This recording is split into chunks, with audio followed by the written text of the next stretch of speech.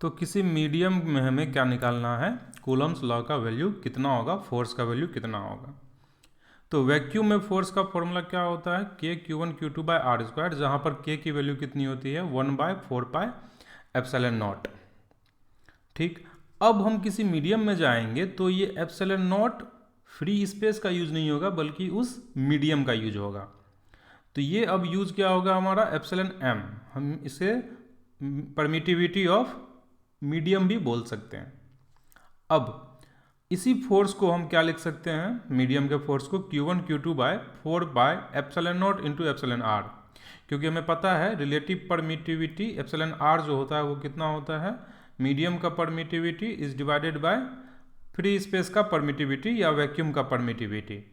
तो यहाँ से हम देख सकते हैं कि ये जो Q1 Q2 by 4 pi epsilon not into R square है, अगर मैं सिर्फ इस एप्सिलॉन आर को छोड़ दूँ तो बाकी जो भी क्वांटिटी है वो किसके बराबर हो जाएगा, वो एफ नॉट के बराबर हो जाएगा। तो हम यहाँ से इस वैल्यू को क्या लिख सकते हैं, इस वैल्यू को हम लिख सकते हैं F not by E R, जो कि यहाँ पर लिखा गया है। तो F not by E R, या इसी को हम क्या बोल सकते हैं एफ नॉट बाय के, क्योंकि ये हमें पता है कि एप्सिलॉन आर या रिलेटिव परमिटिविटी को हम क्या बोल सकते हैं, डाइलेक्ट्रिक कांस्टेंट भी बोल सकते हैं, और उसको के से भी डिनोट किया जाता है। तो रिलेटिव परमिटिविटी या डाइलेक्ट्रिक कांस्टेंट दोनों एक ही चीज़ है। वो बड़ा वाला के अलग है, ये इलेक्ट्रोस्टैटिक कांस्टेंट है, इसकी वैल्यू 9 × 10⁹ होता है, वो अलग है। और ये क्या है, ये है अपना डाइलेक्ट्रिक कांस्टेंट या रिलेटिव परमिटिविटी, दोनों एक ही चीज़ है। तो इससे हमें ये पता चला कि किसी मीडियम में अगर हम जाएंगे तो उसमें जो फोर्स होगा दो चार्जेस के बीच का, वो क्या हो जाएगा, फ्री स्पेस में force is divided bye dielectric constant, और इस के की वैल्यू हमेशा एक से ज़्यादा होती है। इसका मतलब ये हुआ कि ये जो टोटल फोर्स होगा वो फ्री स्पेस के फोर्स से क्या होगा, हमेशा कम होगा। तो मीडियम में जो फोर्स लगता है कूलम्स लॉ के हिसाब से, वो फोर्स फ्री स्पेस के फोर्स से कम होता है। चलिए इसके आधार पे हम लोग कुछ क्वेश्चंस देखते हैं। तो ये रहा पहला सवाल जो आप ट्राई करेंगे, फिर हम इसको अभी सॉल्व करके बताते हैं।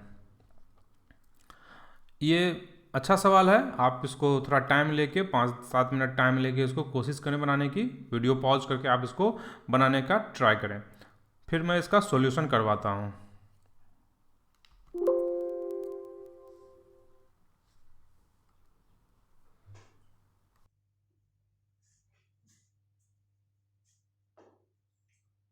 तो इस क्वेश्चन में बोला गया है कि ये जो एक सेटअप है दो चार्जेस का, जिसपे कि सेम चार्ज है और सेम आइडेंटिकल बॉडीज है, इनके बीच का एंगल अभी 30 डिग्री है, और जब इस सेटअप को किसी दूसरे मीडियम में डाल दिया गया फिर भी एंगल चेंज नहीं हुआ। तो पहले हम पहले केस की बात करते हैं। अगर नीचे mg फोर्स लग रहा है और इलेक्ट्रोस्टैटिक फोर्स किधर लग रहा होगा, लेफ्ट की तरफ लग रहा होगा, तो मैं फोर्सेस बैलेंस कर रहा हूं। इस रस्सी में ऊपर की तरफ टेंशन T होगा, टेंशन का एक कंपोनेंट इधर की तरफ T sin थीटा होगा, अगर मैंने इस एंगल को कितना ले लिया है थीटा, और ऊपर की तरफ क्या हो जाएगा T cos थीटा। तो T sin थीटा की वैल्यू हो जाएगी किसके बराबर, F के बराबर, और T cos थीटा की वैल्यू किसके बराबर हो जाएगी, mg के बराबर। तो tan थीटा को हम क्या लिख सकते हैं, F/mg। अब इसी सेटअप को जब हम दूसरे मीडियम में लेके जाते हैं तो एंगल चेंज नहीं हुआ, एंगल चेंज नहीं हुआ, इसका मतलब थीटा तो वही है, तो इसको हम क्या लिख सकते हैं, tan theta is equals to, अब फोर्स की जहां तक बात है तो फोर्स क्या हो जाएगा, इलेक्ट्रोस्टैटिक फोर्स हो जाएगा अपना F/ER, इसको रिलेटिव परमिटिविटी बोलते हैं। किसी दूसरे मीडियम में जाने के बाद फोर्स कितना हो जाता है, यही हो जाता है फोर्स बाय रिलेटिव परमिटिविटी। मतलब फोर्स, ये F कहां का फोर्स है, ये फोर्स है एयर में या वैक्यूम में, और मीडियम में उसकी जो परमिटिविटी होगी F/ER, अब नया फोर्स हो जाएगा। और नीचे की तरफ जो फोर्स लग रहा होगा वो कितना हो जाएगा, mg तो लग ही रहा है, एक साथ में बाइंसिंग फोर्स जो कि ऊपर की तरफ लग रहा होगा, तो नेट फोर्स जो नीचे होगा वो मैंने क्या लिख दिया, mg minus v into rho L into g, और ऊपर में क्या लग रहा होगा, T sin theta, sorry T cos theta. तो अब हम क्या लिख सकते हैं, tan theta is equal to F/ER by mg minus v rho L g. अब अगर मैं इस फोर्स को, ये tan थीटा और ये tan थीटा दोनों को अगर मैं बराबर करता हूं तो ये क्या हो जाएगा, F/mg equals to F/ER by mg minus v rho L into g. Rho L into v rho L g क्या है अपना, ये अपना बाइंसिंग फोर्स है। अब ये F यहां से क्या हो जाएगा, कैंसिल हो जाएगा, F यहां से कैंसिल हो गया, और mg को क्या मैं लिख सकता हूं, v rho of block into g, और यहां पर ये रिलेटिव परमिटिविटी नीचे आ जाएगा और इसको मैं लिख सकता हूं v rho of block into g minus v rho of liquid into g. v यहां से क्या हो जाएगा, कैंसिल हो जाएगा और मैं यहां से लिख सकता हूं ER की वैल्यू बोलो कितनी हो जाएगी, जीवी यहां से कैंसिल हो जाएगा, जीवी कैंसिल हो गया है और हम यहां पे लिख सकते हैं rho of block is divided by rho of block minus rho of liquid, जिसकी वैल्यू कैलकुलेट करने पर कितनी आ जाती है, 2 आ जाती है। तो ये रहा इस सवाल का सॉल्यूशन। अच्छा सवाल है, थोड़ा दिमाग लगाने वाला है, सोचने वाला है, सोचकर इसको बार बार प्रैक्टिस करें, कॉन्सेप्ट क्लियर होगा। अगला सवाल आप इसे सॉल्व करें, ये भी अच्छा सवाल है, 2-3 मिनट का समय लेके आप इसको सॉल्व करें, वीडियो को पॉज करके इसको सॉल्व करें, फिर मैं इसका सॉल्यूशन करवाता हूँ।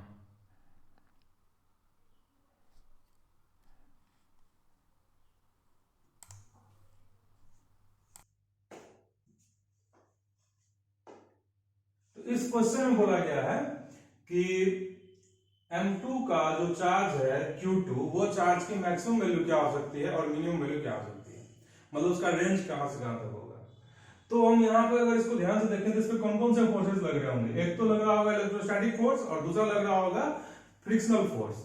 अब इलेक्ट्रोस्टैटिक फोर्स इसको मूव करवाने की कोशिश कर रहा होगा और फ्रिक्शनल फोर्स उसको क्या करेगा, अपोज करेगा, उसको रोकने की कोशिश करेगा। मैक्सिमम फोर्स इस Q2 पे कितना लगाएंगे हम, मैक्सिमम फोर्स जो इलेक्ट्रोस्टैटिक फोर्स होगा वो हम इतना ही लगा सकते हैं ताकि वो क्या हो जाए, लिमिटिंग फ्रिक्शन के बराबर हो जाए। उससे ज्यादा अगर फोर्स अगर हमने इस पे लगाया तो ये मूव कर जाएगा, जो कि हम नहीं करवाना चाहते हैं। इसलिए इसका जो मैक्सिमम चार्ज होगा वो तो होगा जब यहाँ पर जो फोर्स लग रहा होगा फ्रिक्शन का, वो कितने के बराबर हो जाएगा, लिमिटिंग फ्रिक्शन के बराबर। तो अगर हम मैक्सिमम Q2 जानना चाहते हैं तो हम क्या करेंगे, लिमिटिंग फ्रिक्शन के बराबर करेंगे, किसको, इलेक्ट्रोस्टैटिक फोर्स को, और इसकी लिमिटिंग फ्रिक्शन कितनी हो जाएगी, म्यू M2G, और इसको हम किसके बराबर करेंगे, KQ1 Q2 bye R square. तो यहां से Q2 का मैक्सिमम वैल्यू आया, ये हो जाएगा mu M2G R square is divided bye KQ1। ये हुआ Q2 का पॉजिटिव वैल्यू, ये मैक्सिमम इतना होगा जब ये इसमें फोर्स किधर लग रहा होगा, राइट, और फ्रिक्शनल फोर्स लेफ्ट लग रहा होगा। अगर हम इसमें Q2 को निगेटिव चार्ज देना शुरू कर दें, Q2 को निगेटिव बनाना शुरू कर दें, तो ऐसे केस में क्या होगा, Q2 पे लेफ्ट की तरफ फोर्स लगना शुरू होगा, इलेक्ट्रोस्टैटिक फोर्स, और इसकी मैक्सिमम वैल्यू Q2 की हम क्या ले पाएंगे निगेटिव में, वो तब ले पाएंगे जब यहाँ पे राइट डायरेक्शन में कौन सा फ्रिक्शन लग रहा होगा, लिमिटिंग फ्रिक्शन लग रहा होगा। फिर से वही बात है, उसी तरह से सॉल्व करेंगे, यही इक्वेशन बनेगा और चार्ज की वैल्यू यही आएगी, लेकिन इस बार क्या आएगा, चार्ज का वैल्यू निगेटिव में आएगा। तो इसका मतलब हम कह सकते हैं कि Q2 का जो वैल्यू है वो कहां से कहां तक के बीच में रहना चाहिए, तो Q2 का जो वैल्यू है वो रहना चाहिए mu M2G R square by KQ1 से छोटा और minus of mu M2G R square by KQ1 से बड़ा या बराबर। ये रहा इस Q2 का क्या लिमिट, कहां से ये कहां तक हो सकता है। हम लोग कूलम्स लॉ का स्केलर फॉर्म पढ़ चुके हैं। अब हम लोग देखेंगे कि वेक्टर फॉर्म में हम इसको किस तरह से पढ़ सकते हैं। तो वेक्टर फॉर्म में हमें डायरेक्शन बताने की ज़रूरत नहीं पड़ती है। स्केलर फॉर्म में क्या होता था, मैग्नीट्यूड तो हमें फोर्स का मिल जाता था, लेकिन डायरेक्शन हमें खुद से एनालाइज करके देखना होता था। अब अगर हम वेक्टर फॉर्म की बात करें तो वेक्टर फॉर्म में फोर्स क्या हो जाता है, वो हो जाता है KQ1 Q2 bye R1 minus R2 का स्क्वायर, जहाँ पर R1 और R2 क्या है, ये चार्ज Q1 और Q2 का पोजीशन वेक्टर है।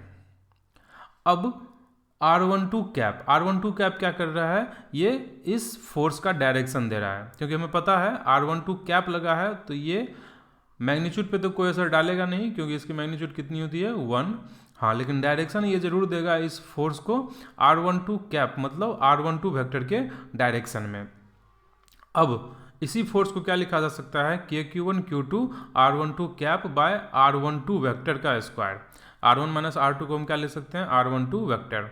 और इसी तरह से हम R12 कैप को क्या लिख सकते हैं, हमें पता है किसी वेक्टर का जो कैप होता है वो क्या हो जाता है, vector P by vector P का मैग्नीट्यूड। तो उसी तरह से हम क्या लिख सकते हैं यहाँ पर KQ1 Q2 बाय ये जो R12 कैप था, R12 कैप की जगह हम क्या लिख सकते हैं R12 vector is divided bye R12 का मैग्नीट्यूड। तो नीचे क्या हो जाएगा R12 का मैग्नीट्यूड का Q, क्योंकि स्क्वायर पहले से था।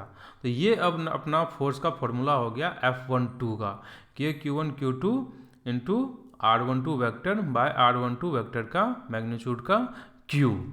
तो ये जो अपना फोर्स आया है ये हमें डायरेक्शन और मैग्नीट्यूड दोनों दे देता है। इसमें हमें अलग से डायरेक्शन देखने की ज़रूरत नहीं है। हाँ, बस एक कंडीशन है कि हम Q1 और Q2 को किसके साथ रखेंगे, साइन के साथ रखेंगे। यहाँ पर मैग्नीट्यूड नहीं लेना है बल्कि साइन के साथ रखना है। स्केलर फॉर्म में हम सिर्फ मैग्नीट्यूड लिया करते थे, लेकिन यहाँ पर हम क्या करेंगे साइन के साथ चार्जेज को लेंगे। तो आप अपने नोट्स में साइड में लिख लेंगे कि चार्जेज को साइन के साथ लेना है, ये बहुत इंपॉर्टेंट है। तो ये तो हो गया फोर्स ऑन 1 ड्यू टू 2। अगर हम बात करें फोर्स ऑन 2 ड्यू टू 1 तो वो क्या हो जाएगा। तो फोर्स ऑन 2 ड्यू टू 1 में क्या करना है, बस 1 को 2 से और 2 को 1 से रिप्लेस करना है। तो KQ1 Q2 तो होगा ही, और R12 वेक्टर की जगह R21 कैप हो जाएगा, और हम R2 माइनस R1 वेक्टर का स्क्वायर लिख सकते हैं इस तरह से। और इसी तरह से हम उसी फॉर्मूले को आगे बढ़ाते हुए इस तरह से लिख सकते हैं। और फिर ये सिमिलरली बिल्कुल दोनों सेम फॉर्मूला है, लेकिन बस क्या होने वाला है कि R12 की जगह R21 आ जाएगा, और ये फोर्स क्या हो गया F21, force on 2 due to 1। अच्छा, इससे हमें एक बात और पता चलता है, क्या पता चलता है कि अगर ये R12 वेक्टर है तो R21 किधर होता है, जस्ट उसका उल्टा होता है। और हम इस तरह से कह सकते हैं कि दोनों फोर्स का मैग्नीट्यूड तो सेम है, लेकिन अगर हम डायरेक्शन की बात करें तो डायरेक्शन जस्ट क्या है, उल्टा है।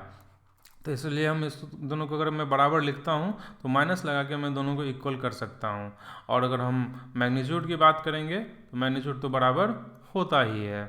तो ये रहा F12 और F21 का मैग्नीट्यूड बराबर। लेकिन डायरेक्शन के साथ अगर देखेंगे वेक्टर फॉर्म में तो क्या हो जाएगा F12 इक्वल्स टू F21 का माइनस। इसके बाद हम लोग इस पर सवाल लेंगे कुछ वेक्टर फॉर्म पे, कूलम्स लॉ के वेक्टर फॉर्म पे कुछ इंटरेस्टिंग सवाल हम लोग लेने वाले हैं। उसके बाद फिर हम लोग आगे बढ़ेंगे और सुपरपोजिशन प्रिंसिपल पढ़ेंगे। तो ये रहा आपका पहला सवाल।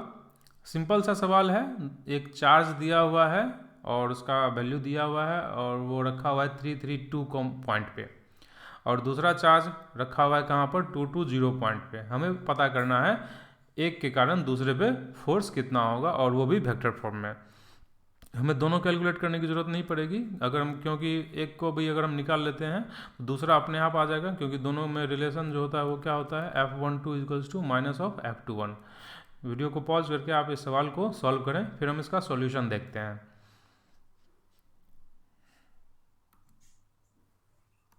दोनों चार्ज को कहाँ रखा गया है, दोनों चार्ज को कहाँ रखा गया, एक को रखा गया 332 पर और दूसरे को रखा गया 220 पे। हमें पता करना है फोर्स दोनों पे ही क्या होगा। तो किसी एक पे निकाल लेते हैं। तो अगर मैं इसको चार्ज नंबर 1 बोलता हूँ, इसको चार्ज नंबर 2, तो फोर्स ऑन 1 ड्यू टू 2 क्या हो जाएगा, ये हो जाएगा KQ1 Q2 R12 vector is divided bye R12 vector का मैग्नीट्यूड का Q। तो सबसे पहले मैं R12 वेक्टर निकालना चाहूंगा। तो R12 वेक्टर का मतलब R1 vector minus R2 vector. तो इसको हम लिख सकते हैं R1 मतलब इसका पोजीशन वेक्टर। तो इसको हम लिख सकते हैं 3i cap plus 3j cap plus 2k cap minus ये हो जाएगा 2i cap plus 2j cap plus 0k cap. इसकी वैल्यू हो गई i cap plus j cap plus 2k cap. इसका अगर हम मैग्नीट्यूड का बात करेंगे तो इसका मैग्नीट्यूड कितना हो जाएगा, इसका मैग्नीट्यूड हो जाएगा रूट अंडर 1 प्लस 1 प्लस 4, जो कि हो जाता है रूट अंडर 6। अब अगर हम फोर्स की बात करें तो F इक्वल्स टू कितना हो जाएगा, फोर्स ऑन 1 ड्यू टू 2, इसकी वैल्यू हो जाएगी 9 into 10 to the power 9 into 3 into -4 into 10⁻⁻10 and multiply हो जाएगा ये r12 वेक्टर से। r12 वेक्टर ये है अपना निकाला हुआ है i cap plus j cap plus 2k cap is divided by how much, is divided bye √6 का क्यूब।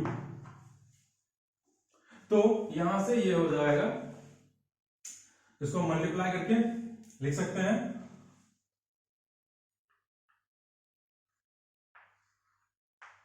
108 इंटू 10⁻⁻1 और यहां पर हो जाएगा i cap plus j cap plus 2k cap is divided bye 6 का पावर ये हो जाएगा 3/2।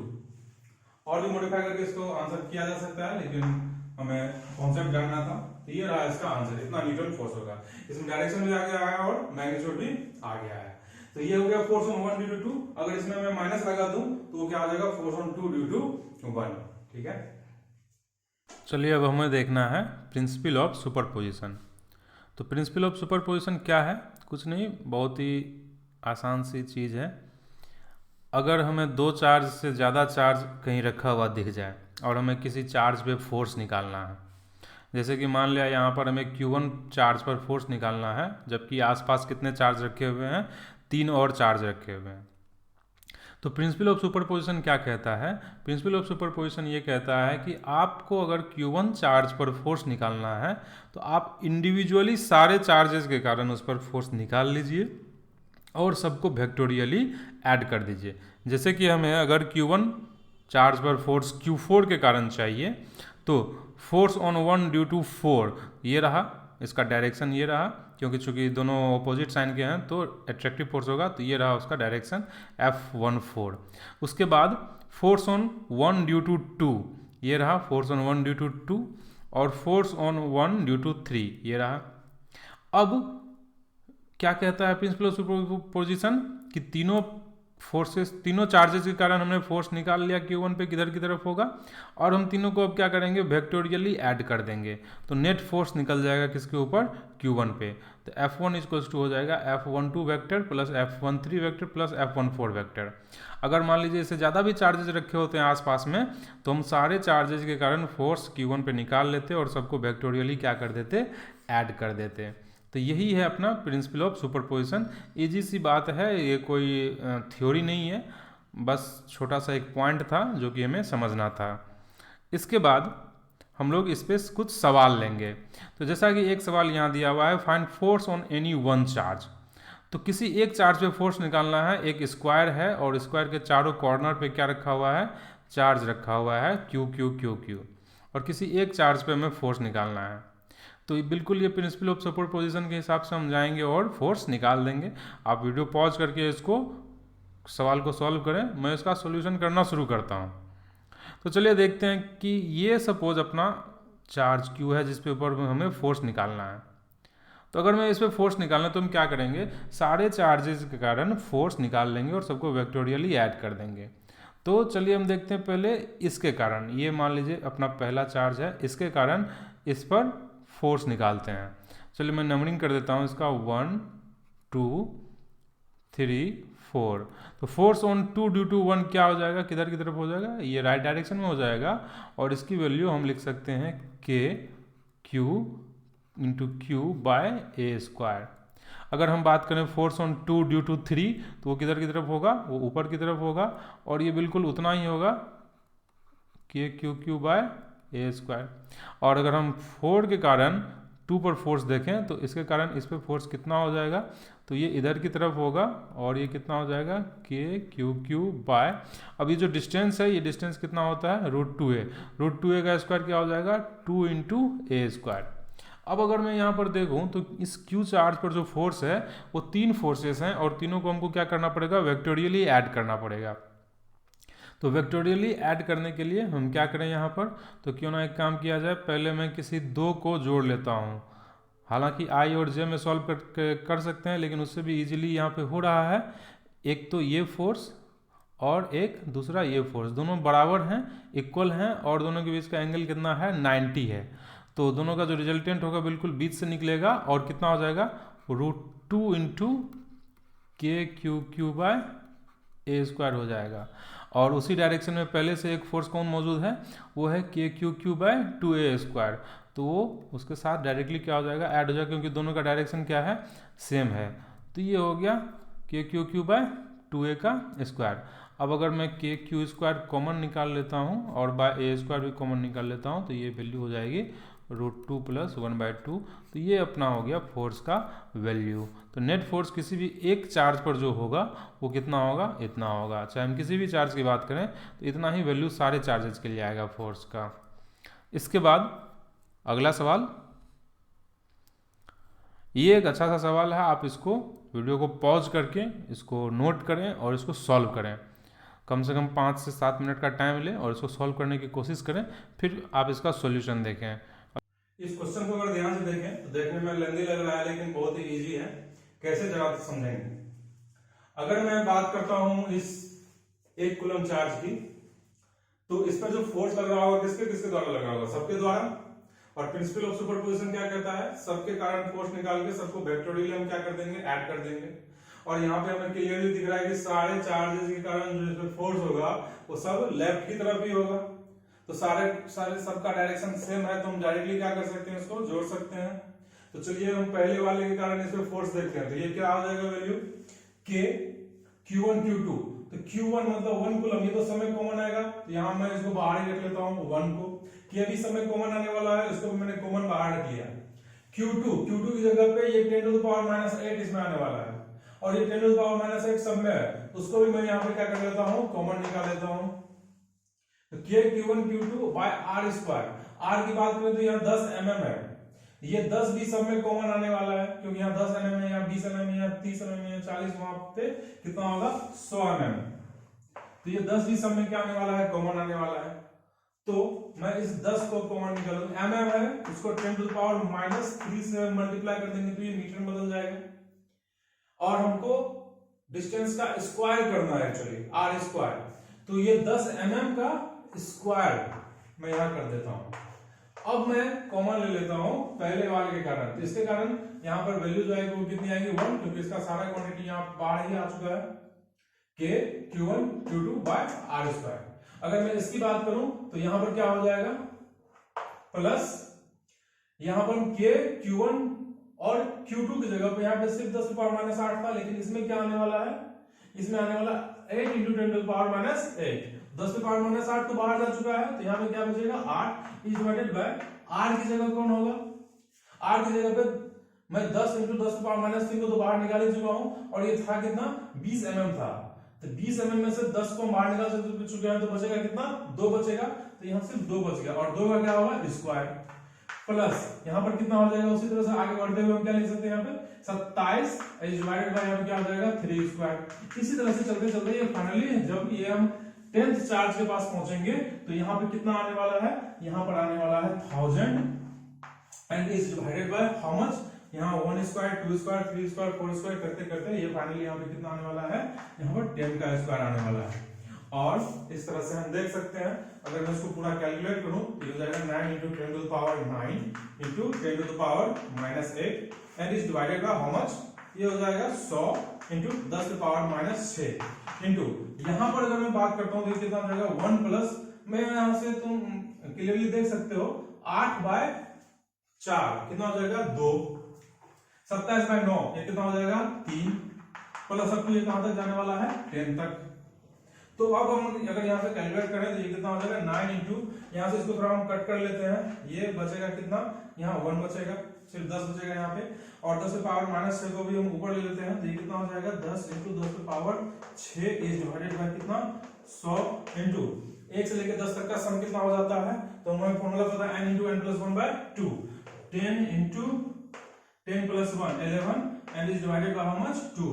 तो यहां से ये 0 0 कैंसिल, ये 0 भी कैंसिल, और 2 से ये कट जाएगा कितनी बार में 4.5, तो इसकी जो वैल्यू आ जाएगी वो आ जाएगी, इसको इससे हम मल्टीप्लाई कर देंगे तो ये जो वैल्यू आ जाएगी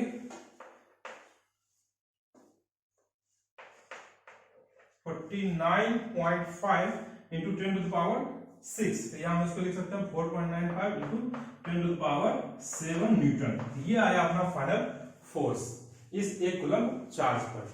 इसके बाद अगला सवाल ये रहा आपके सामने, आपको करना क्या है, दो चार्जेस दिए हुए हैं Q और Q, दोनों फिक्स्ड हैं और एक थर्ड चार्ज स्मॉल q हमें रखना है।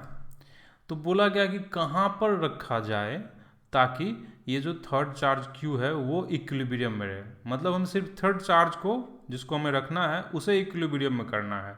इक्विलिब्रियम का मतलब नेट फोर्स 0, बाकी हमें दूसरे चार्जेस से मतलब नहीं है, वो चार्जेस पहले से फिक्स हैं, वो इक्विलिब्रियम में रहें या ना रहें उससे कोई फर्क नहीं पड़ता।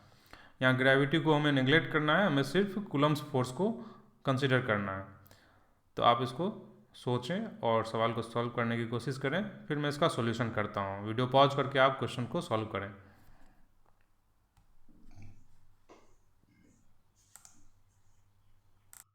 इस क्वेश्चन में बोला गया है कि हमको एक थर्ड चार्ज स्मॉल q को कहां रखें ताकि वो इक्विलिब्रियम में रहे। ये दोनों फिक्स हैं, ये दोनों मूव नहीं करेंगे, ये इक्विलिब्रियम में रहे ना रहे कोई फर्क नहीं पड़ता,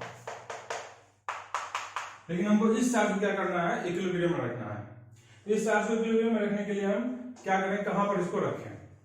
तो चलिए देखते हैं। अगर मैंने मान लिया कि इस दोनों के ज्वाइनिंग लाइन के अलावे मैं कहीं और रखता हूं, तो कहीं और रखेंगे तो क्या होगा, या तो इन दोनों के कारण इस पर फोर्स एट्रैक्टिव होगा या रिपल्सिव होगा। तो फिलहाल मैं अगर मान लेता हूं कि इनका साइन और इसका साइन सेम है तो रिपल्सिव फोर्स होगा, और अगर रिपल्सिव होगा तो क्या हो जाएगा, दोनों का फोर्स कुछ इस तरह से होगा और नेट फोर्स किधर की तरफ आएगा, इधर आ जाएगा। मतलब यहाँ पे इक्विलिब्रियम में नहीं रह सकता। अगर ये एट्रैक्टिव भी हो गया तो क्या होगा, दोनों ही अट्रैक्ट करेंगे और फोर्स इधर की तरफ आ जाएगा, नेट फोर्स, तो ये इक्विलिब्रियम में नहीं रह पाएगा। तो इसका मतलब इतना तो क्लियर है कि यहाँ पर इसको इस लाइन के अलावे अगर मैं कहीं भी रखता हूं तो ये इक्विलिब्रियम में नहीं रह सकता है। कौन, ये स्मॉल चार्ज Q। लेकिन अगर हम बात करें इस लाइन पर, तो इस लाइन पर अगर हम बात करें तो 3 रीजन बनते हैं इस लाइन पर, एक ये रीजन, एक रीजन, 2 रीजन एवं 3 रीजन। तो इन तीनों रीजन में अगर मैं इस रीजन की बात करता हूं, चलिए देखते हैं यहाँ पे क्या होगा। अगर मैंने यहां पर एक स्मॉल चार्ज स्मॉल q रख दिया, मैं मान लेता हूं कि इसका इसका साइन सेम है, तो क्या होगा, ये भी इसको रिपेल करेगा और ये भी इसको रिपेल करेगा। तो ऐसे केस में ये फिर से इक्विलिब्रियम में नहीं रह सकता। या अगर मैं इसका इसका साइन अपोजिट मानता हूं तो ये इसको अट्रैक्ट करेगा और वो भी अट्रैक्ट करेगा, फिर से इक्विलिब्रियम में नहीं रह सकता है। इतना तो पक्का है कि यह बाहर नहीं रह पाएगा। इस लाइन पर भी हम इसको आउटसाइड रीजन में नहीं रख सकते। अब अगर हम इनसाइड रीजन की बात करें तो इनसाइड रीजन में हमें दिख रहा है, क्या दिख रहा है कि हम इसको कहां पर रख सकते हैं, जनरल किसी डिस्टेंस x पर अगर हम मान लेते हैं, पहले तो हम रख सकते हैं या नहीं रख सकते ये देखना पड़ेगा।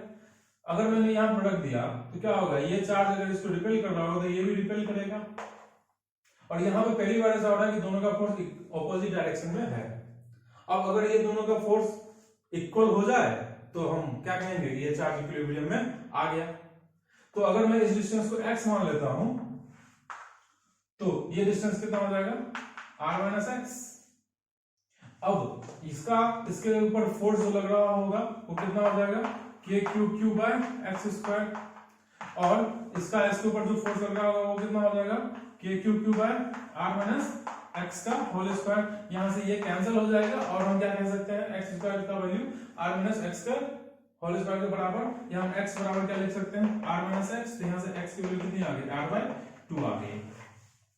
ये आ गया वो पोजीशन x, मतलब x का वैल्यू r बाय 2, जहां पर इस चार्ज को हम रखेंगे तो इसके ऊपर नेट फोर्स क्या होगा, 0 होगा। ये तो हुई वो पोजीशन। अगर हम इसके साइन की बात करें और मैग्नीट्यूड की बात करें तो हमें यहां से दिख रहा है कि इसका जो फोर्स है, इस पर जो फोर्स 0 आया है वो साइन पे या पोजीशन पे, साइन पे या इसके मैग्नीट्यूड पे डिपेंड नहीं कर रहा, सिर्फ पोजीशन पे डिपेंड कर रहा है। कैसे पता, तो फाइनल जो हमारे पास ये जो दिख रहा है कैलकुलेशन, इसमें हम देख रहे हैं कि ये स्मॉल q का तो कोई रोल ही नहीं है, स्मॉल q तो कट जा रहा है। दूसरी चीज, अगर मैं मानता हूं दोनों का साइन सेम है तो साइन सेम है तो ये क्या करेगा, रिपेल करेगा और ये भी इसको रिपेल करेगा।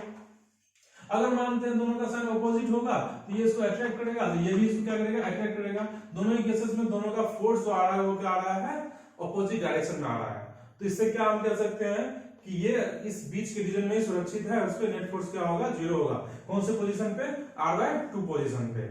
फोर्स चार्ज का वैल्यू चाहे कुछ भी हो उससे कोई फर्क नहीं पड़ता, दोनों के कारण जो फोर्स होगा इस पर इक्वल एंड अपोजिट होगा अगर वो r/2 पे रखा हुआ है। तो इस तरह से हम कह सकते हैं कि इस पे नेट फोर्स क्या आ गया, 0 आ गया। कौन से पोजीशन पे, x=r/2 मिड रीजन में। सवाल क्या दिया हुआ है, अगला सवाल में बिल्कुल पिछले क्वेश्चन की तरह है ये, लेकिन इसमें क्या है कि दोनों चार्जेज ये जो QQ दिए हुए हैं ये फिक्स्ड नहीं है, मतलब ये चार्जेस भी क्या कर सकते हैं, मूव कर सकते हैं। और हमें बोला गया है कि एक थर्ड चार्ज Q को लाकर रखना है, तो उसको कहाँ पर लाके रखा जाए और उसका मैग्नीट्यूड क्या होना चाहिए, साइन क्या होना चाहिए, ताकि क्या हो कि तीनों ही चार्जेज आपस में क्या रहें, इक्विलिब्रियम में रहें, कोई भी चार्ज मूव ना करे, मतलब सारे चार्जेस पे फोर्स क्या हो जाना चाहिए, 0। तो ये भी एक अच्छा सा क्वेश्चन है, आप इसको सॉल्व करें, ट्राई करें इसको वीडियो को पॉज करके।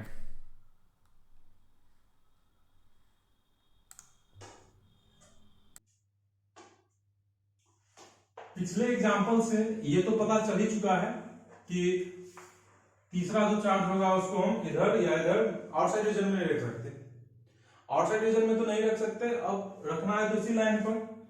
और इस बार क्या बोला गया है, सिर्फ उस स्मॉल चार्ज Q को ही इक्विलिब्रियम में नहीं रखना है, बल्कि हमें इन चार्जेस को भी क्या करना है, इक्विलिब्रियम में रखना है। तो इन चार्जेस को भी इक्विलिब्रियम में रखने के लिए इतना तो पहले ही पता चल चुका था कि उस स्मॉल चार्ज को आउटसाइड रीजन में नहीं रख सकते, और इस लाइन पे रखना भी है तो हम कहां पर रखेंगे, मिड रीजन में, मिड रीजन में ही रख सकते हैं, लेफ्ट या राइट तो नहीं रख सकते। और अगर मिड रीजन में रखना भी होगा तो कहां पर रखेंगे, हम कहां पर रखेंगे, r/2 डिस्टेंस पर ही रखेंगे, r/2 डिस्टेंस पे ही रखेंगे, तभी क्या हो पाएगा, ये इक्विलिब्रियम में रह पाएगा, क्योंकि इक्विलिब्रियम में हमको सबको रखना है, इसको तो रखना ही है और बाकी दोनों चार्जेस को भी रखना है। इसके बारे में तो पता चल गया कि ये यहीं पर r/2 डिस्टेंस पे क्या रहेगा, इक्विलिब्रियम में रहेगा। अब हम बात करते हैं इनके इक्विलिब्रियम की। इसके इक्विलिब्रियम से क्या होगा, इस चार्ज का मैग्नीट्यूड पता चलेगा और साइन पता चलेगा, क्योंकि इस बार क्या होगा, ये इंडिपेंडेंट नहीं रह सकता है अपने साइन से और मैग्नीट्यूड से, क्योंकि इस बार सिर्फ इसको इक्विलिब्रियम में नहीं रखना है बल्कि इसको भी इक्विलिब्रियम में रखना है। तो अगर मैं इसके इक्विलिब्रियम की बात करूं तो इस पर जो फोर्स लग रहा होगा तो उसके लिए हमको क्या करना पड़ेगा, अगर मैं इन दोनों का साइन सेम लेता हूं तो इस पर ये क्या करेगा, रिपल्सिव फोर्स लगाएगा, और ये दोनों भी सेम चार्ज है तो ये रिपल्सिव फोर्स लगा रहा होगा, तो दोनों ही फोर्सेस लेफ्ट हो गए तो ये फिर इक्विलिब्रियम में नहीं रह पाएगा। इसका मतलब ये हुआ कि इस पर ये तो क्या कर रहा होगा, रिपल्सिव फोर्स लगा रहा होगा, लेकिन इसके द्वारा इस पर किधर की तरफ फोर्स होना चाहिए, राइट डायरेक्शन में, या हम कह सकते हैं एट्रैक्टिव फोर्स होना चाहिए, तब जाके क्या हो पाएगा, ये इक्विलिब्रियम में रह सकता है। इसका मतलब एक चीज तो पता चल गई कि Q और Q का जो साइन होगा वो अपोजिट होगा। इसका मतलब ये हुआ कि अगर ये पॉजिटिव है तो ये निगेटिव होगा, और अगर ये निगेटिव है तो ये पॉजिटिव होगा। तो चलिए साइन का तो पता चल गया। अब तीसरी चीज मैग्नीट्यूड की बात करते हैं। तो मैग्नीट्यूड के लिए हम क्या करें, इस पर नेट फोर्स को हम 0 कर देते हैं, इस पर लेफ्ट में लगने वाला फोर्स कितना हो जाएगा, ये QQ बाय r/2 का स्क्वायर, सॉरी लेफ्ट में लगने वाला फोर्स नहीं, ये राइट में लगने वाला फोर्स हुआ, इसके द्वारा लगने वाला फोर्स इस पे एट्रैक्टिव फोर्स लग रहा है। अब ये जो इसको रिपेल कर रहा होगा वो फोर्स कितना हो जाएगा, वो हो जाएगा KQ² बाय r²।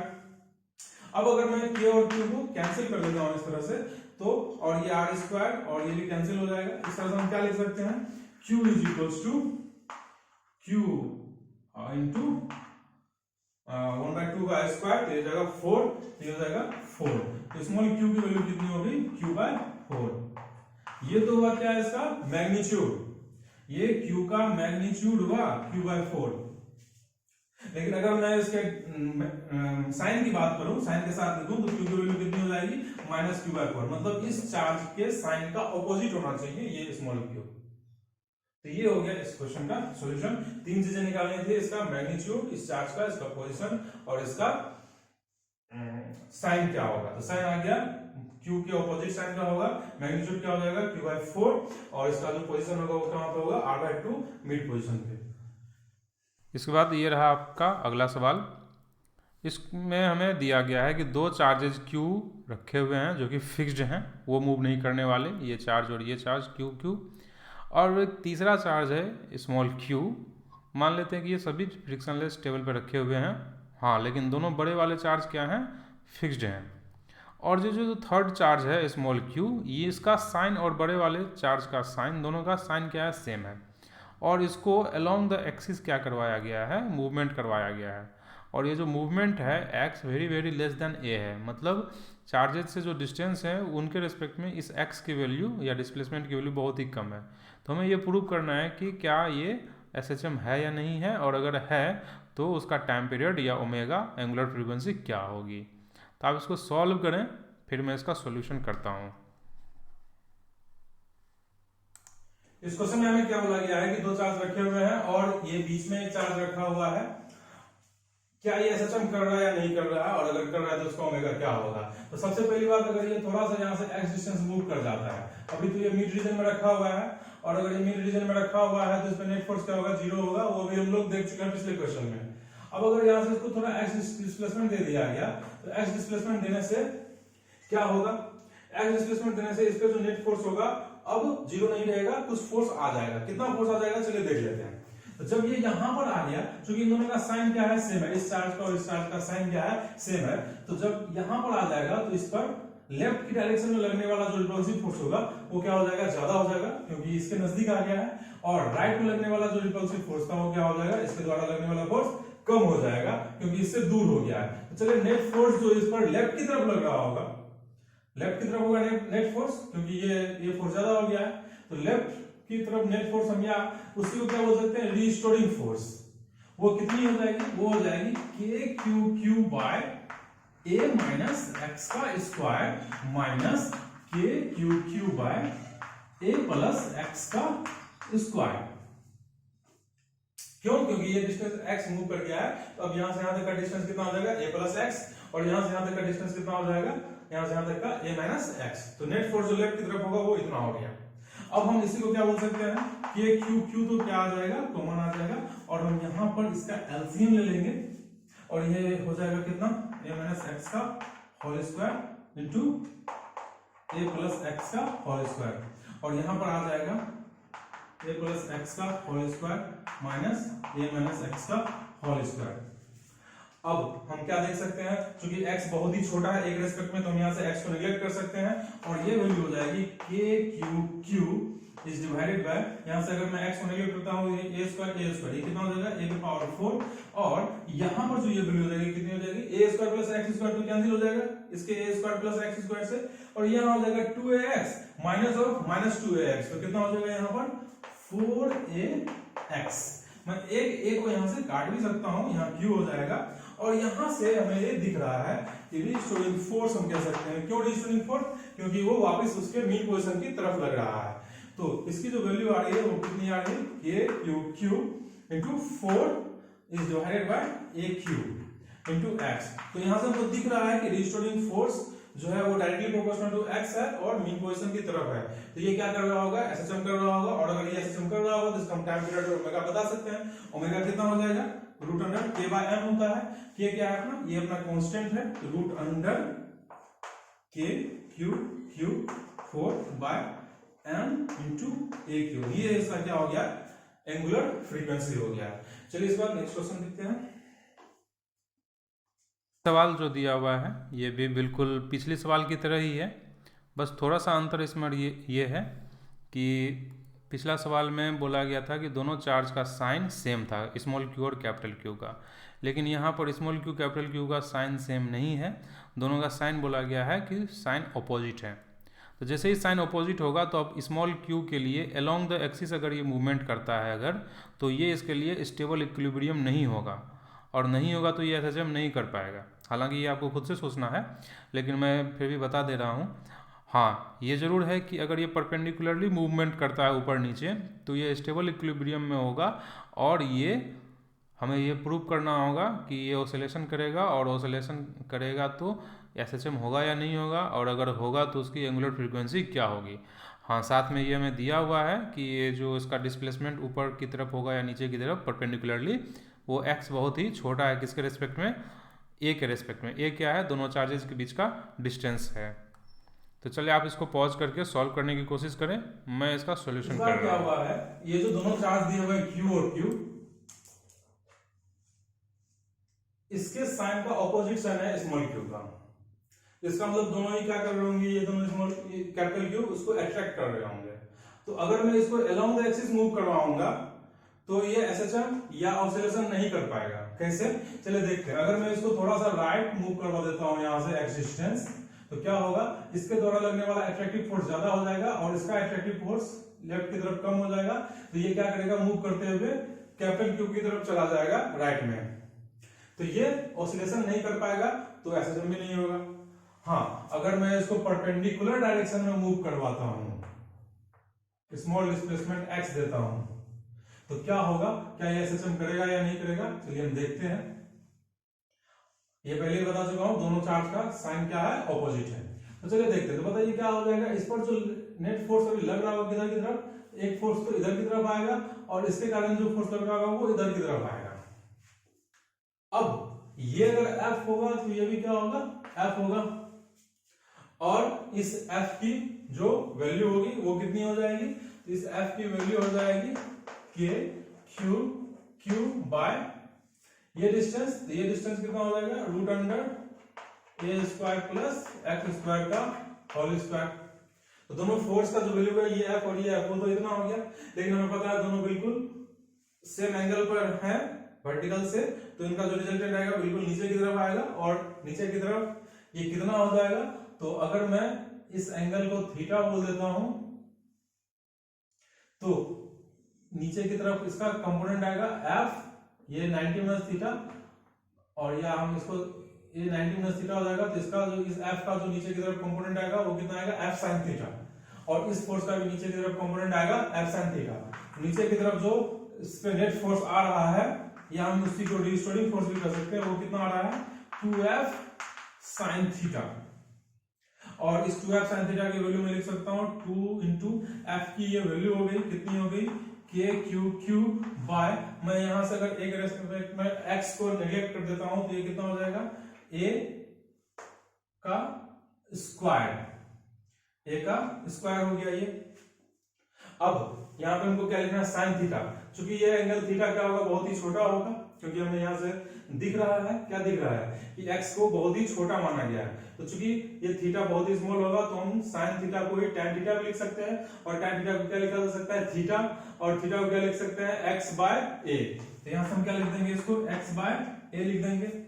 यहाँ फिर से वही बात होगी कि रिस्टोरिंग फोर्स क्या आ गया, कांस्टेंट इनटू x, तो ये क्या करेगा, SHM करेगा, और अगर ये SHM करेगा तो हम कह सकते हैं कि angular frequency omega equals to root under k by m, और k कितना हो जाएगा, ये रहा अपना k, 2kq is divided by aq by m, ये हो गया एंगुलर फ्रीक्वेंसी।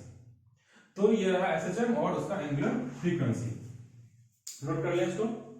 इसके बाद अगला सवाल जो दिया हुआ है वो ये है कि दो चार्ज बॉडीज लटका दिए गए हैं दो स्ट्रिंग्स से, और दोनों के बीच का गैप जो दिया है वो कितना दिया हुआ है, a दिया हुआ है, और रस्सी की लंबाई दी हुई है स्ट्रिंग की l। साथ में हमें ये भी दिया गया है कि l जो है वो बहुत ही बड़ा है, किसके रेस्पेक्ट में, a के रेस्पेक्ट में, और हमसे बोला गया है कि बताइए कि अगर अभी दोनों के बीच का गैप a है, तो अगर एक किसी बॉडी को डिस्चार्ज कर दिया जाए तो फिर क्या होगा, दोनों के बीच का गैप कितना होगा। तो सवाल को ज़रा सोचें और फिर सॉल्व करने की कोशिश करें। हाँ, मैं हिंट्स दे देता हूँ कि L को बहुत ज़्यादा कर दिया है A से, वो इसलिए ताकि क्या हम कर पाएँ, यहाँ पर जो हम एंगल ले पाएँ वो क्या कर सकें, स्मॉल ले पाएँ, और स्मॉल एंगल लेने से फ़ायदा क्या होगा, हमारा साइन थीटा का वैल्यू थीटा के बराबर हो जाता है, या हम कह सकते हैं टैन थीटा का वैल्यू थीटा के बराबर हो जाता है। इससे सवाल सॉल्व करने में आसानी होगी। आप इसको पॉज करके सॉल्व करें, फिर हम इसका सॉल्यूशन देखते हैं। क्वेश्चन में बोला गया है कि दो चार्जेस इस तरह से लटके हुए हैं और L की वैल्यू A के रेस्पेक्ट में क्या है, बहुत ही ज्यादा है। तो अब अगर मैं यहाँ पर फोर्सेस बैलेंस करूं, तो फोर्स बैलेंस करूं तो क्या मिलेगा मुझे, इधर की तरफ टेंशन T होगा, अगर मैं इस एंगल को थीटा बोलता हूं तो ये भी एंगल थीटा होगा, ऊपर की तरफ क्या आएगा, T cos थीटा, और राइट डायरेक्शन में आएगा T sin थीटा। नीचे आएगा mg एंड लेफ्ट की तरफ आएगा इलेक्ट्रोस्टैटिक फोर्स F। इसकी वैल्यू हो गई k q by R square. अगर मैं इसको q मानता हूं तो ये भी कितना है, q है। इस फोर्स की वैल्यू मैं लिख सकता हूं k q square by R square. R की वैल्यू कितनी है, a, तो मैं a स्क्वायर लिख देता हूं। यहां से मैं t sin थीटा की वैल्यू ये लिख सकता हूं, t cos थीटा की वैल्यू ये लिख सकता हूं। तो t sin theta by t cos theta मतलब tan थीटा। tan थीटा हम क्या लिख सकते हैं, t sin थीटा का वैल्यू इतना है, तो ये हो जाएगा k q square bye a square is divided bye t cos theta की वैल्यू कितनी है, mg है। अब tan थीटा को ये हम क्या लिख सकते हैं, थीटा लिख सकते हैं। अब अगले केस में बोला गया है कि किसी एक बॉडी को डिस्चार्ज कर दिया गया, तो जैसे ही इसको डिस्चार्ज किया जाएगा तो ये क्या हो जाएगा, न्यूट्रल हो जाएगा, और न्यूट्रल होते ही इलेक्ट्रोस्टैटिक फोर्स खत्म हो जाएगा, जिसके कारण क्या हो जाएगा, दोनों आपस में टच कर जाएंगे एक दूसरे को। और जैसे ही दोनों एक दूसरे को टच करेगा तो क्या होगा, फिर से दोनों आपस में आधा आधा चार्ज डिस्ट्रीब्यूट कर लेंगे। तो जब डिस्ट्रीब्यूट कर लेंगे तो अब जो इनके ऊपर चार्ज बचेगा वो कितना हो जाएगा, q/2 और q/2। लेकिन q/2 तो होगा ही, साथ में इनके बीच का गैप भी कम हो जाएगा, क्योंकि चार्ज कम हो गया है तो फोर्स भी कम होगा, और फोर्स कम होगा तो क्या हो जाएगा, जो गैप है वो कम हो जाएगा। तो अगर मैं इसको b मानता हूं, अगर मैं इसको b मानता हूं तो मैं इस एंगल को अगर मैंने कह दिया सपोज अल्फा, तो अब हम क्या कह सकते हैं, tan alpha is equals to, या हम उसी को अल्फा बोल सकते हैं, क्योंकि हमें पता है कि ये एंगल क्या है, बहुत ही छोटा है, क्योंकि बोला गया है रेस्पेक्ट में ये बहुत ही छोटा है। तो tan अल्फा या अल्फा की वैल्यू जो हो जाएगी वो कितनी हो जाएगी, वो हो जाएगी, यहां से हम फॉर्मूला लिख सकते हैं क्या, जो इलेक्ट्रोस्टैटिक फोर्स था कितना था, वो हो जाएगा k q/2 का whole square into is divided by b square is divided by how much, mg तो mg ही रहेगा अभी भी, ठीक है।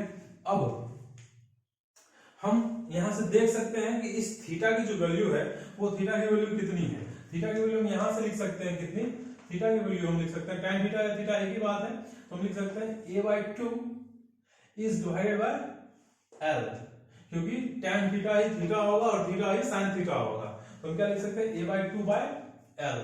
तो हम इसको लिख सकते हैं a/2 l बाय l, और इसकी वैल्यू हो गई कितनी, k q square bye a square mg। और यहां से हम अल्फा को क्या लिख सकते हैं, इसको हम लिख सकते हैं b/2 बाय l, क्योंकि ये एंगल चूंकि बहुत छोटा है इसलिए ऐसा हो पा रहा है कि tan थीटा की वैल्यू थीटा और थीटा की वैल्यू sin थीटा। तो मैं लिख सकता हूं b/2 बाय l, और इसकी जो वैल्यू हो जाएगी वो हो जाएगी k q square bye 4b square into mg। अब अगर मैं इसको इक्वेशन 1 बोलता हूँ, इसको इक्वेशन 2 बोलता हूँ, और 1 में 2 से डिवाइड कर दूं, तो यहां से क्या हो जाएगा, ये कैंसिल होकर a और b का रिलेशन आ जाएगा, और उससे आंसर आ जाएगा। तो चलिए एक काम करें, आप नोट करें, मैं थोड़ी देर के लिए आप पॉज करके नोट करें, मैं आगे बढ़ रहा हूँ।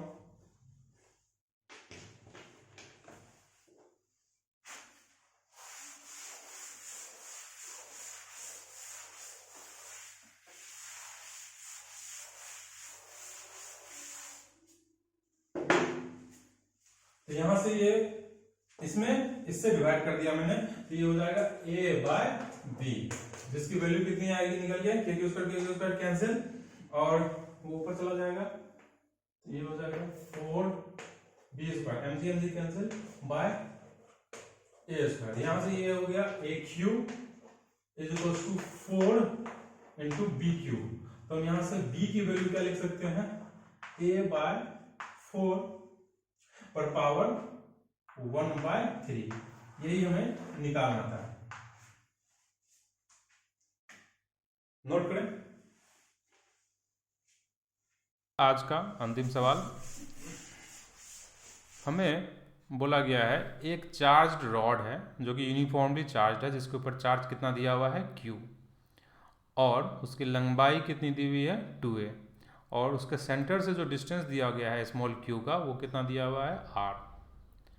अब अगर हम इस क्वेश्चन में देखें और हमसे बोला गया है क्या, इस स्मॉल q पे फोर्स निकालने के लिए, तो इस स्मॉल क्यू पे फोर्स क्या होगा ये अगर हमें निकालना है तो हमें यहाँ दिखाई दे रहा है कि अब हम इसको पॉइंट चार्ज की तरह ट्रीट नहीं कर सकते हैं, क्योंकि ये जो रॉड है ये लंबा है और इसकी लेंथ 2a दी हुई है, जो कि r के रेस्पेक्ट में कंपेरेबल दिख रही है। तो पॉइंट चार्ज तो हम इसको ट्रीट कर नहीं सकते, जबकि कूलम्ब्स लॉ तो हमने पॉइंट चार्ज के लिए पढ़ा है। तो ऐसे केस में हम क्या करेंगे, एलिमेंट काट के फिर हम फोर्स निकालेंगे, फिर क्या करेंगे, इंटीग्रेट करेंगे। तो आप इसको सोचें और सवाल को सॉल्व करें पॉज करके वीडियो को, फिर मैं इसका सॉल्यूशन करता हूँ। अच्छा सवाल है, आप 2-4 मिनट का टाइम ले सकते हैं इसके लिए।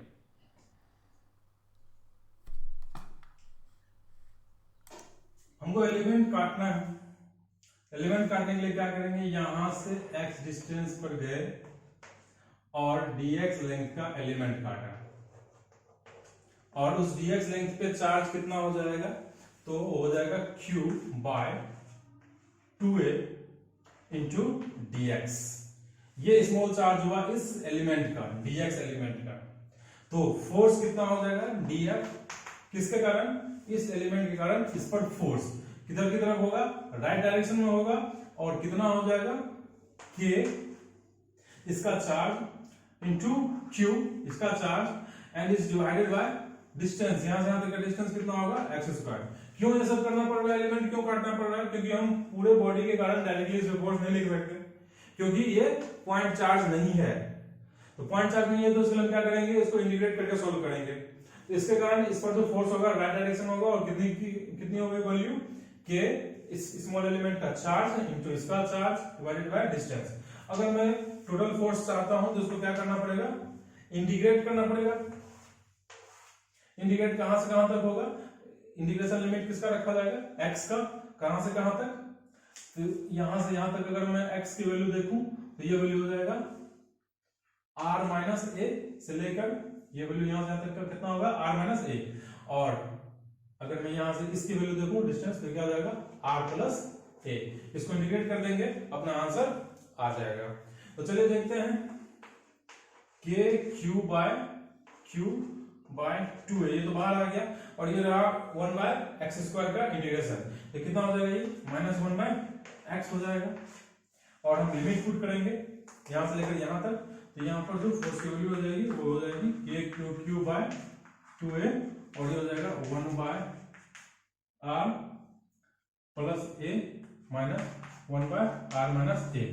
मैं माइनस को बाहर निकाल देता हूं, तो ये कितना हो जाएगा, k बाय 2a, और ये हो गया r² माइनस a², और यहाँ पर हो जाएगा r minus a minus r minus a। तो यहाँ से हम r और r कैंसिल कर सकते हैं, माइनस 2a प्लस हो जाएगा, और 2a कैंसिल भी हो जाएगा, और ये हो जाएगा k q bye r² minus a²। ये अपना फाइनल फोर्स का फॉर्मूला आया। ठीक है, हालांकि लॉकडाउन की स्थिति बना हुआ है और अभी क्लासेस खुलने की कोई संभावना नजदीक में दिख नहीं रही है, तो सारे स्टूडेंट्स घर पे सेल्फ स्टडी करें। ये फिजिक्स का तो क्लास मैंने शुरू कर दिया है, 2-3 दिन में केमिस्ट्री बायो मैथ का भी क्लासेस शुरू हो जाएगा, और घर में ही बैठ के सबको पढ़ाई करना है। साथ ही होमवर्क भी दिया जाएगा, और करके ऑनलाइन ही सबमिट भी करना होगा, और हम चेक करके उसका रिजल्ट भी बताया करेंगे। तो घर में ही बैठ के सभी लोग पढ़ाई करें, समय को व्यर्थ ना गवाएं।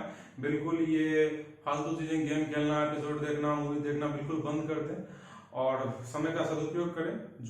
जिनको पढ़ना है उनके लिए गोल्डन अपॉर्चुनिटी है, सब कुछ आप कवर कर सकते हैं, पीछे का सब कुछ अच्छे से पढ़ाई कर लें और आगे कंटिन्यू करें।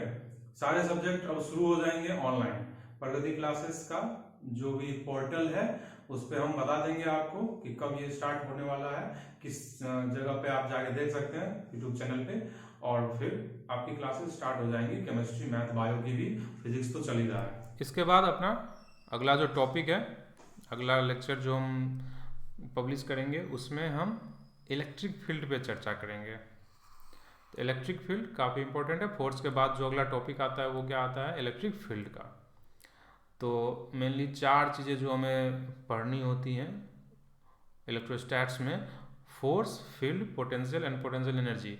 तो उसमें फोर्स हो गया है, अब हम फील्ड की बात करेंगे। तो ये रहा अगला टॉपिक जो कि अभी हम लोग अगले क्लास में करेंगे कवर इसको।